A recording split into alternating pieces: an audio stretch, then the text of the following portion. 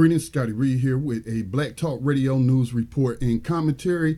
And on this particular commentary, I want to take a look at an article where it says that the social shaming of racists is working, and it's talking about these racist white supremacist wannabes who are being captured on video mistreating black people, Hispanic people, Asian people, just non-white people, and how those people's interactions, their racist interactions, are being captured on video, posted online, these people's identities then exposed, and quite a few of them have lost their jobs and what have you. So there's an article in The Nation that I came across, and I posted it in our social media community, btrcommunity.com, for those that are members. But the title of the article is "The Social Shaming of Racists is Working."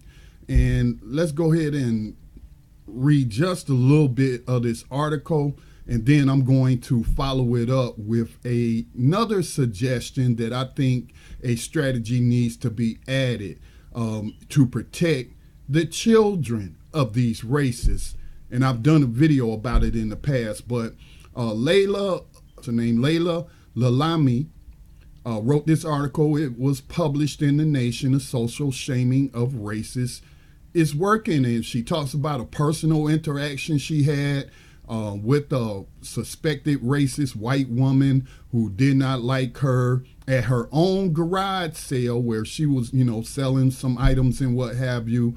A lot of people came out, and a man asked her how much for a couch in Spanish, and she replied to him in Spanish, and the woman got angry. The racist suspect got angry and told them they need to be talking American and, or speaking English since they're in America. I mean, just the blatant white privilege or so-called white supremacy that these people display. When they travel to any of the Spanish-speaking countries, are they only speaking Spanish? I mean, it's just ludicrous that some small-minded person would even say such a thing. But again, this is just a symptom of their racism. And of course, they'll claim that they're not racist. So it just goes on to document some of the stuff that we've seen. For example, she talks about the language of these suspected racists while they're complaining, talking about, I pay for somebody's taxes, my taxes pay for welfare and all this other garbage. I have every right, and just, these ridiculous comments.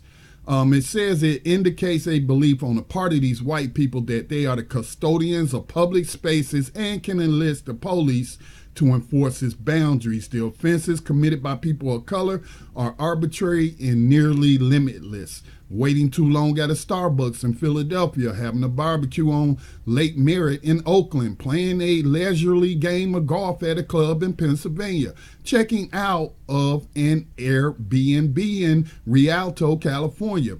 And once police officers get there, anything can happen, ranging from arrest on charges of trespassing to the installation of a police perimeter and the arrival of a police helicopter. Now, I'm just stop it there. I will post the link.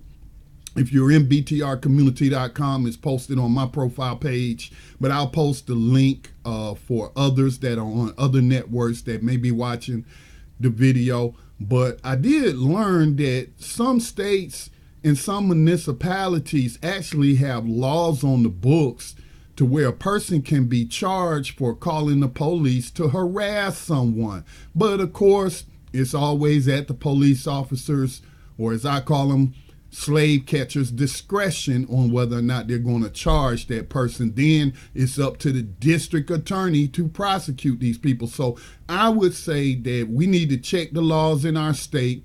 If someone makes a frivolous call to the police, slave catchers, for us doing something that is well within our rights to do, then we should demand that those people be arrested. That's like filing a false police report, bringing the police out for frivolous things and what have you. But there's another element that I want to take a look at And that's the cycle if children are involved. A number of these videos, like the young black male, I think he was like maybe 14, 15 years old, was assaulted at a swimming pool by a white woman.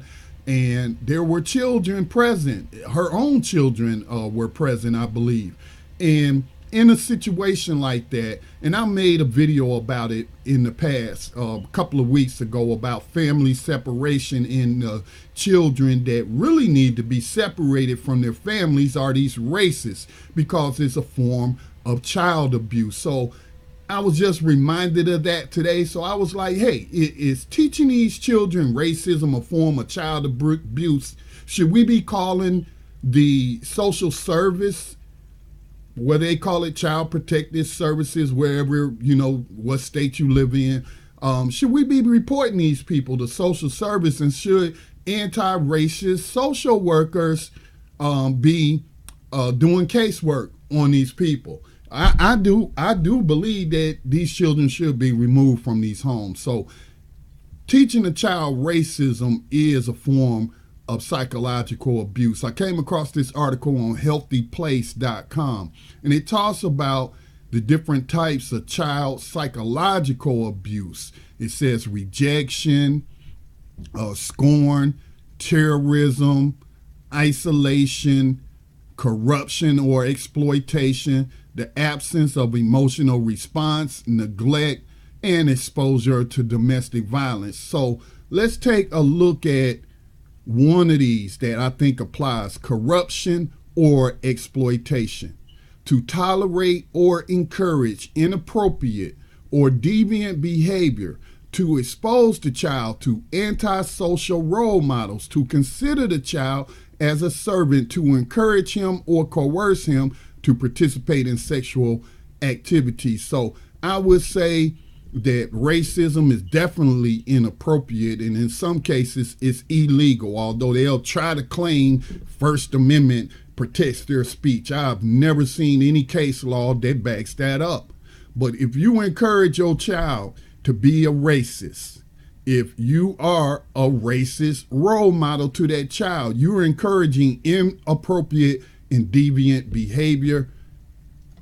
And I feel like your child should be removed from you, and you giving some anti-racist, what do they call it, parenting classes, anti-racist parenting classes. So I would say don't just record interactions. If there are children present, and especially if you know the suspected racist, maybe the child goes to your school, maybe they live in your neighborhood, or what have you, I would say we need to identify these people and report them to Child Protective Services.